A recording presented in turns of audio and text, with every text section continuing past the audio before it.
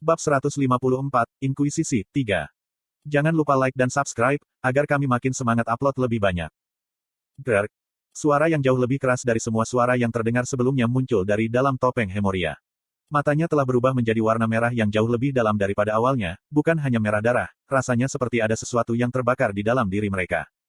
Tidak seperti Hemoria yang menunjukkan emosi yang kuat, ekspresi Atarax tenang. Dia tersenyum ketika dia melihat di antara pedang suci, jatuh ke tanah, dan Yujin, berdiri di sana dengan tangan bersilang.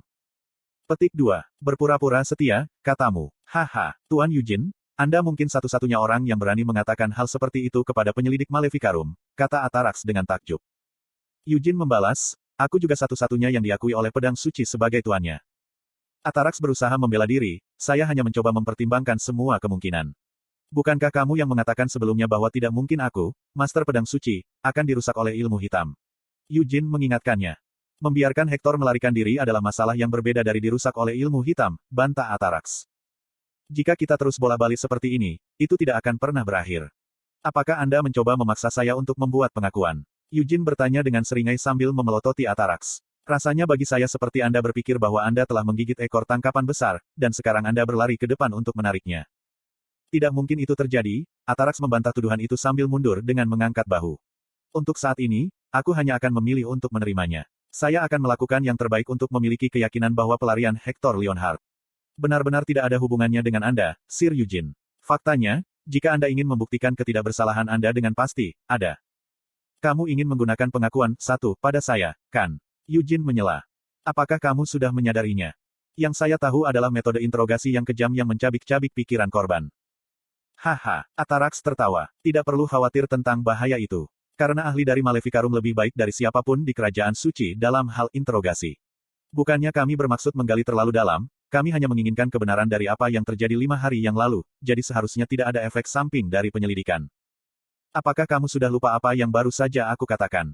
Yujin bertanya sambil memberi isyarat dengan dagunya, menunjuk ke pedang yang tertanam di depannya. Jika kamu tidak senang denganku atau merasa ingin memulai pertengkaran, maka aku memberitahumu untuk datang ke sini dan mengeluarkan pedang suci terlebih dahulu. Itu proposal yang cukup menarik, Atarax akhirnya bergumam saat pandangannya beralih ke Hemoria. Hemoria, yang memelototi Yujin dengan mata merah darahnya, melangkah ke pedang suci sampai dia berada tepat dalam jangkauan lengan. Sudut bibir Yujin melengkung membentuk senyuman saat dia bertemu dengan tatapan tajam Hemoria. Grek, terdengar suara dari balik topeng Hemoria. Suara seperti itu sepertinya terlalu keras dan tajam untuk dibuat hanya dengan menggertakkan giginya. Yujin memiringkan kepalanya ke samping dengan rasa ingin tahu saat dia menatap Hemoria. Kamu tidak terlihat seperti binatang buas, tapi bisakah gigimu benar-benar seburuk binatang buas? Yujin mengamati. Muridku saat ini menjalani sumpah diam, jadi dia tidak bisa menggunakan suaranya, Atarax menjelaskan sebagai pengganti Hemoria. Jadi dia telah mengambil sumpah diam. Yujin mendengus dan mundur. Tangan Hemoria, yang ditutupi oleh sarung tangan hitam, terulur ke arah pedang suci. Tapi saat jari-jarinya yang panjang hendak menyentuh gagang pedang suci. Fuosh! Api pedang suci menelan tangan Hemoria. Namun, Hemoria tidak panik atau bahkan berteriak. Dia dengan tenang menarik tangannya dan kemudian mengibaskan api yang melilit sarung tangannya. Kulit Hemoria terlihat melalui retakan yang dibakar api ke sarung tangan. Pewarnaannya tampak pucat dan tidak berdarah. Hemoria merasakan tatapan Yujin padanya. Dia melepas sarung tangannya dan mengangkat tangannya seolah mengundangnya untuk melihat lebih dekat. Kulitnya pucat, tapi selain itu, tidak ada yang istimewa darinya. Grek. Suara gerindra terdengar sekali lagi saat Hemoria mulai melambaikan tangannya di antara Yujin dan dirinya sendiri. Petik 2. Apakah itu bahasa isyarat? Yujin akhirnya sadar. Dia bertanya apakah menurutmu dia vampir, terjemahan Lovelian. Tanpa berusaha menghindari tatapan tajam Hemoria, Yujin menjawab, dia hanya meminta untuk diperhatikan dengan seberapa keras dia menggertakkan giginya, dan suaranya cukup tajam. Matanya merah, kulitnya putih, dan dia memakai topi, jubah, bahkan sarung tangan. Bukankah itu cukup alasan untuk curiga padanya? Untuk mencurigai penyelidik sebagai vampir, gumam Atarax. Sayangnya, Maleficarum adalah organisasi yang lebih konservatif daripada yang Anda pikirkan, Sir Yujin, jadi orang-orang jahat seperti vampir tidak dapat diterima sebagai inkuisitor. Yujin memperhatikan sesuatu, apakah itu berarti mereka dapat diterima untuk posisi selain sebagai penyelidik? Itu benar karena bahkan kaum iblis pun memiliki hak untuk pindah agama. Jika mereka benar-benar ingin melayani Dewa Cahaya sebagai imamnya, mengapa tidak membaptis mereka dan membiarkan mereka melayani sebagai penginjil terang? Kata Atarax sambil tersenyum sambil menepuk bahu Hemoria. Bahkan Hemoria, yang keyakinannya begitu kuat, tidak mampu menggenggam pedang suci. Seperti yang diharapkan dari pedang suci. Bagaimana dengan kamu? Tantang Yujin. Jika aku dengan sia-sia mencoba merentangkan tanganku ke arahnya, yang mungkin akan kudapatkan hanyalah tangan yang terbakar. Saya khawatir saya tidak punya keinginan untuk dipermalukan seperti itu, kata Atarax sambil berbalik dan berjalan ke tempat Hector menghilang. Kemudian, sambil melihat tanah yang masih mengambang di udara, dia melanjutkan berbicara, bagaimanapun juga, kami telah memastikan bahwa Hector Leonhardt melarikan diri dari sini tanpa mengalami kematian.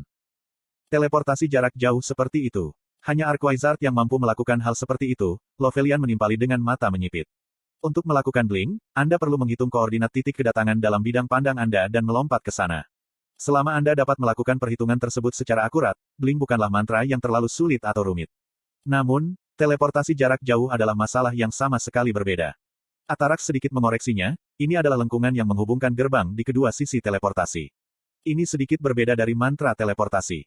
Untuk jenis teleportasi ini, yang diteleportasi membutuhkan tiang penunjuk jalan. Jika pohon dunia, misalnya, adalah tiang penunjuk jalan, seseorang akan dapat berteleportasi ke pohon dunia dari mana saja di dunia menggunakan salah satu daunnya. Kecuali jika kita dapat mengetahui apa yang digunakan Hector sebagai media untuk warp, kita tidak memiliki cara untuk mengetahui kemana dia berteleportasi, kata Atarax. Namun, berapa banyak penyihir di dunia yang bisa melakukan teleportasi seperti itu? Melkit menunjuk sambil menyeringai saat dia mulai menghitung dengan jarinya. Pertama-tama, ada 5 Master Menara Arot. Lalu ada Trempel Vizardo, Komandan Divisi Penyihir Istana. Lalu, sejauh yang aku tahu, tidak ada yang bisa mencapai lingkaran ke-8 di antara semua penyihir dari negara lain. Petik 2. Saya baru saja meninggalkan istana kerajaan Kill pagi ini, ungkap Gillette. Kill masih harus mengangkat Arquizard lingkaran ke-8. Jawaban ini membuat sudut bibir Melkit melesat sampai ke tulang pipinya. Bukankah itu sebabnya Arot dikenal sebagai kerajaan sihir, apapun yang terjadi? Termasuk para Master Menara, bagaimanapun juga, kerajaan memiliki 6 Arquizard. Jika perang pecah, bukankah mungkin bagi Arot untuk menyatukan benua dengan sendirinya? Melkit menyatakan dengan bangga. Lovelian berbicara, para Master Menara tidak berkewajiban untuk berpartisipasi jika Arot memilih untuk memulai perang penaklukan. Jika Arot memulai perang seperti itu, mungkin semua orang di Menara Merah Sihir, termasuk saya, akan memilih untuk meninggalkan Arot. Itu juga berlaku untukku, tapi... Melkit terus berbicara sambil mencibir, mengesampingkan Arot. Satu-satunya tempat dengan penyihir yang mampu melakukan teleportasi seperti ini adalah Helmut. Ada Staff of Incarceration, Edmund Kodret, dan beberapa orang iblis berpangkat tinggi lainnya. Lovelian mengangkat topik, Ratu Iblis Malam dan Naga Hitam. Itu adalah 2 yang paling terkenal dari kelompok terakhir. Saat membesarkan Naga Hitam, Lovelian melirik Eugene. Lovelian adalah orang yang bertanggung jawab untuk menyelidiki Raizakia atas nama Eugene. Karena itu, dia menyadari kemungkinan bahwa Raizakia, yang saat ini memerintah kastil iblis naga di Helmut, mungkin bukan Raizakia yang asli. Lovelian melanjutkan, di antara para Demon Folk berpangkat tinggi, mungkin ada Arquizard lain yang mampu berteleportasi selain mereka berdua. Demon Folk hidup berkali-kali lebih lama dari manusia, dan mereka jauh lebih baik dalam merapal sihir hitam daripada manusia. Bukankah ada juga Arquizard di Nahama? Atarax dibesarkan dengan mata menyipit. Tuan penjara bawah tanah gurun, Amelia Merwin. Kami menyadari bahwa situasi antara Kill dan Nahama tidak stabil selama beberapa tahun ini. Melemahkan kekuatan Kill dengan mempromosikan perpecahan internal dalam klan Leonhardt Kill. Terdengar seperti sesuatu yang Nahama, yang menelan turas sambil menyalahkan badai pasir, akan melakukannya. Selain itu, Amelia Merwin juga seorang penyihir hitam yang telah menandatangani kontrak dengan Raja Iblis. Mungkin memang begitu, tapi Raja Iblis penahanan seharusnya bukan orang yang mendukung Hector dan memberinya perintah. Eugene melanjutkan dengan ekspresi serius, karena perselingkuhan seperti ini terlalu sepele untuk diperhatikan oleh Raja Iblis. Pertama-tama, apakah Raja Iblis penahanan merasa perlu untuk membangkitkan Raja Iblis yang mati 300 tahun yang lalu karena kesetiaan kepada mereka? Dengan ragu-ragu, Atarax menjawab, nah, tidakkah menurutmu kamu terlalu pasti? Tuan Atarax, saya juga rajin belajar sejarah sejak kecil. Raja Iblis tidak pernah bekerja sama satu sama lain. Dari 300 tahun yang lalu hingga sekarang, Raja Iblis selalu bersaing untuk melihat siapa yang dapat menyebabkan lebih banyak negara runtuh dan siapa yang paling dapat meningkatkan wilayah dan kekuatan mereka, kata Eugene dengan percaya diri. Tentu saja, Eugene tidak benar-benar mempelajari sejarah. Dia telah hidup tepat di tengah-tengah sejarah tersebut, jadi dia tidak perlu mempelajarinya. Bahkan ketika ketiga Raja Iblis dibunuh, Raja Iblis yang tersisa tidak pernah bekerja sama satu sama lain. Meskipun mereka semua secara kolektif disebut Raja Iblis, tidak ada rasa persahabatan di antara mereka. Apakah Raja Iblis penahanan benar-benar terlibat secara pribadi, menarik skema semacam ini untuk menghidupkan kembali Raja Iblis yang telah meninggal dan memecah belah klan Leonhardt? Apa alasan Raja Iblis melakukan itu? Sebagai inkuisitor, khususnya dari Maleficarum, Anda harus mengetahui hal ini. Raja Iblis adalah eksistensi yang tidak perlu melakukan hal seperti ini, kata Eugene sambil mencibir. Akankah Raja Iblis penahanan memiliki alasan untuk mencoba dan memisahkan klan Leonhardt? Terutama jika dia benar-benar ingin mengambil tindakan apapun, dia bisa langsung menghancurkan klan itu sendiri. Demikian pula, apakah ada kebutuhan baginya untuk mencoba melakukan ritual ini secara diam-diam untuk membangkitkan Raja Iblis yang telah meninggal? Lagi pula, dia hanya bisa melakukan ritual secara terbuka sambil memusnahkan semua yang berani ikut campur. Konten iklan. Petik 2. Jadi menurutku Raja Iblis tidak ada hubungannya dengan ini, Eugene menyimpulkan. Orang-orang yang saat ini dicurigai adalah 3 penyihir hitam yang telah menandatangani kontrak dengan Raja Iblis Penahanan, Archwizards Aroth, dan orang-orang iblis berpangkat tinggi tertentu. Petik 2. Setelah lolos dari konsekuensi insiden ini, Hector Leonhardt seharusnya tidak lagi dapat melakukan perjalanan keliling benua dengan damai, alasan Atarax. Namun, jika dia melarikan diri ke suatu tempat tanpa ketertiban umum, itu lain cerita. Bahkan mata cahaya, yang tersebar di seluruh benua, tidak dapat sepenuhnya memahami tempat tanpa hukum seperti hutan hujan samar. Eugene bertanya dengan ragu, jadi maksudmu Hector bisa saja melarikan diri ke Samar? Saya pikir ada kemungkinan yang cukup signifikan bahwa dia melakukannya, ya. Tuan Eugene, saya pernah mendengar bahwa Anda telah mengembangkan hubungan yang baik dengan suku Zoran, salah satu suku besar Samar. Tidakkah Anda dapat meminta bantuan untuk mereka? Atarax melamar sambil tersenyum sambil menatap Eugene. Saat menyebut suku Zoran ini, Eugene mengingat Avatar, pewaris suku yang telah mengawalnya dalam perjalanan keluar dari Samar. Petik 2. Karena hutan itu sangat luas, akan sangat sulit untuk menemukan seseorang yang spesifik, kata Eugene dengan enggan. Terserah Anda, Sir Eugene, bagaimana mengajukan permintaan seperti itu, kata Atarax sambil mengangkat bahu. Tergantung keinginanmu, kamu bisa meminta mereka untuk menangkap atau membunuh buronan itu, Hector Leonhardt. Dan apa yang akan dilakukan Maleficarum? Karena Hector Leonhardt terlibat dalam ritual ini, tentu saja kami juga akan melakukan yang terbaik untuk mengejarnya. Dan untuk melakukannya, kami akan menggunakan Eyes of Light yang tersebar di seluruh benua. Dewa Cahaya memang memiliki jumlah pengikut yang sangat besar. Penyesalanku yang terdalam, Atarax meminta maaf saat dia melepas sako yang dia kenakan dan menundukkan kepalanya ke arah mereka. Sepertinya kami tidak benar-benar bisa mengklarifikasi apapun. Namun, kami benar-benar minta maaf atas tragedi yang terjadi di sini. Petik 2. Ini sangat memalukan, aku klaim sambil menghela nafas panjang. Karena tidak ada lagi yang harus diselidiki di sini, dan kamu telah memeriksa semua yang kamu bisa. Kenapa kita tidak kembali ke kastil sekarang? Karena Anda juga harus mewawancarai anak-anak yang terlibat dalam insiden ini. Terima kasih atas pengertianmu, Atarax tiba-tiba berhenti bicara dan menoleh. Kemudian, sambil menatap Hemoria, dia tertawa kecil dan bergumam, Memang. Apa masalahnya? Eugene bertanya dengan ekspresi tidak jujur. Sebenarnya dia sudah menebak apa yang akan segera terjadi. Saat percakapan sedang berlangsung, Hemoria terus menatap Eugene dan pedang suci. Sementara tatapannya tidak dipenuhi permusuhan seperti sebelumnya, Eugene merasakan motivasi dan keinginan yang akrab untuk menang datang dari Hemoria. Atarax berkata, tampaknya dia ingin memastikan sendiri mengapa Anda diakui sebagai Master Pedang Suci, Sir Eugene. Tapi bagi saya rasanya Anda mungkin juga memiliki keinginan yang sama, Tuan Atarax. Desak Eugene. Haha, aku tidak akan menyangkalnya, karena bukan hanya di Kerajaan Suci, semua orang di benua ini telah mendengar dongeng tentang pedang suci Altair dan pahlawan yang dipilih untuk menggunakannya sejak mereka masih muda, aku Atarax sambil tertawa kecil sambil mendekati Hemoria. Tentu saja, ada juga beberapa ketidakpuasan. Ketidakpuasan, Eugene mengulangi. Atarax menjelaskan, Leonhardt telah menyimpan pedang suci selama 300 tahun terakhir tanpa pernah mengembalikannya ke Kekaisaran Suci. Sejak Great Vermont, tidak ada seorang pun di klan Leonhardt yang mampu menjadi Master Pedang Suci. Namun, bagaimana jika pedang suci telah dikembalikan ke Kerajaan Suci? Mungkinkah salah satu anak muda kita yang saleh dan luar biasa bisa menjadi Master Pedang Suci selama waktu itu?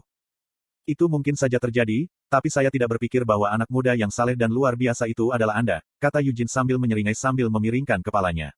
Juga, faktanya bahkan Paus Yuras telah mengakui identitasku sebagai Master Pedang Suci. Namun, Tuan Eugene, Anda bahkan bukan orang yang percaya pada Dewa Cahaya, Anda juga bukan warga negara Yuras. Jadi, apa yang Anda usulkan untuk dilakukan tentang itu? Atarax menjawab dengan tenang, aku tidak berusaha mengatakan kami harus mengambil pedang suci darimu. Ini tidak seperti itu bahkan mungkin, dengus Eugene. Petik 2. Hanya saja, aku ingin bertanya apakah kamu bersedia mengakomodasi keinginan muridku, permintaan Atarax sambil meletakkan tangannya di bahu Hemoria. Apakah kamu setuju dengan sparringan? Denganku menggunakan pedang suci. Jika kamu perlu. Aku tidak merasa perlu untuk itu, bantah Eugene sambil tertawa saat dia melepas jubah kegelapan. Mer buru-buru menjulurkan kepalanya dari dalam jubah saat melakukan gerakan ini dan memprotes, Tuan Eugene. Tubuhmu masih belum. Tidak apa-apa, tidak apa-apa. Itu hanya akan menjadi pertarungan ringan, jadi, Eugene menertawakan kekhawatiran Mer saat dia menjatuhkan jubahnya ke lantai. Melkit, yang diam-diam menonton dari samping, berteriak pada tindakan ini dan berlari ke arah Eugene. Jangan jatuhkan ke tanah. Teriak Melkit. Kamu akan mendapatkan kotoran di atasnya. Meskipun masih ada beberapa tahun tersisa sampai Eugene harus mengembalikannya, Melkit tidak berkeinginan untuk melihat jubah berharganya tergeletak di tanah yang kotor ini.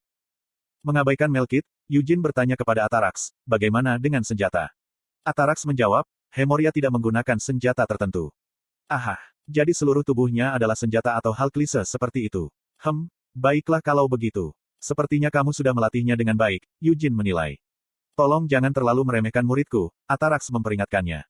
Bukankah kamu yang meremehkanku? Eugene membalas dengan senyum lebar saat dia melepaskan pergelangan tangannya. Tampaknya kalian berdua belum sepenuhnya menyadari hal ini, tapi orang yang kamu pertanyakan kualifikasinya adalah jenius terhebat dalam sejarah klan Lionheart sejak zaman leluhur pendiri kita. Aku juga penguasa pedang suci dan Akasha dan orang yang mengalahkan sisa-sisa Raja Iblis. Petik 2. Sir Eugene, aku mengakui bahwa kamu cukup mengesankan, tapi... Seperti yang dikatakan familiarmu barusan, bukankah benar bahwa tubuhmu belum sepenuhnya pulih? Atarax mengingatkannya. Itu hanya pertarungan ringan, bahkan tanpa menggunakan senjata apapun. Bukankah kita akan sedikit menyilangkan tangan kita, jadi ada apa dengan itu? Eugene bertanya secara retoris. Petik 2. Jika kamu terluka, kami pasti akan menawarkan perawatan, janji Atarax. Meskipun tidak pada tingkat yang sama dengan kandidat suci Christina, aku masih cukup efisien dalam sihir penyembuhan. Grek. Suara itu terdengar sekali lagi dari balik topeng Hemoria. Dia melepas topi dan jubahnya, lalu mengangkat tinjunya saat dia mengambil posisi. Di sisi lain, Eugene hanya membiarkan lengannya tetap rileks saat menghadapi Hemoria. Apakah kamu tidak akan melepas topengmu? Eugene bertanya padanya. Hemoria tetap diam. Apakah itu caramu memintaku untuk tidak memukul wajahmu? Tanya Eugene. Eugene merasa tidak suka padanya sejak tadi. Jika rahangmu tertabrak saat mengenakan topeng logam seperti itu, apakah tinjuku atau rahangmu yang akan lebih sakit? Pikir Eugene. Hemoria memelototinya dengan sangat tajam, membocorkan permusuhan dan ketidakpuasan yang terang-terangan sementara juga membuat suara gerindra aneh dari dalam topengnya. Dia juga yang memilih pertarungan ini. Sambil memelototi Hemoria, Eugene membuka kancing atas kemejanya. 1. Mantra yang digunakan Christina untuk menginterogasi Dark Elf.